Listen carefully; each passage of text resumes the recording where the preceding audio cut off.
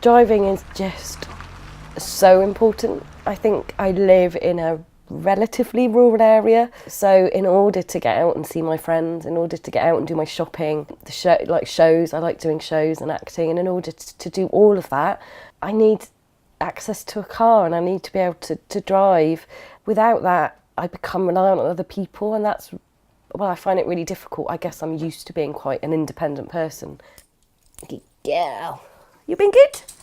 A friend came around and found me unconscious, and I was found me having quite a bad hypo. I ended up having to go into hospital. And it was your friend who found you collapsed, didn't she?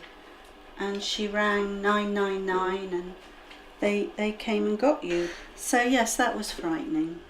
They advised me not to drive in the immediate future, having left hospital, which I know they meant to mean just within like the first week to 2 weeks. But because that was written on the medical letter, the DVLA interpreted that as them advising me not to drive and told me that my driving licence had been revoked at that point.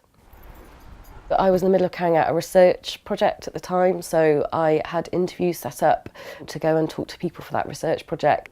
I guess I suspected it wasn't right because I knew the rules were actually having 2 hypos and not one that you needed assistance. It was a massive shock. Yeah, I was really upset actually.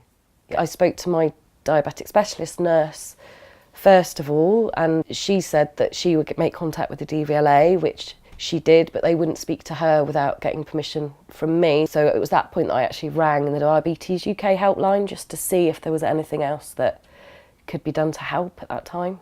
They straight away sort of understood what the problem was and agreed that it wasn't right what was happening. From the start, the person I spoke with was incredibly friendly, kept me updated with what was going on via emails and phone calls. So yeah, it was just a really approachable, friendly service, and they followed through on everything they said that they were going to do. I got my driving licence back eventually, I think 6 weeks after coming out of hospital. So it was still quite a while, but a lot quicker, I think, than if Diabetes UK hadn't stepped in to help out. Yeah.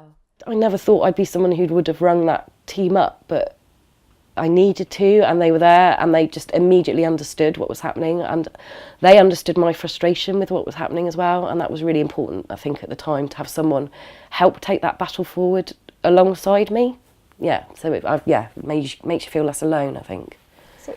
Sit. Good girl.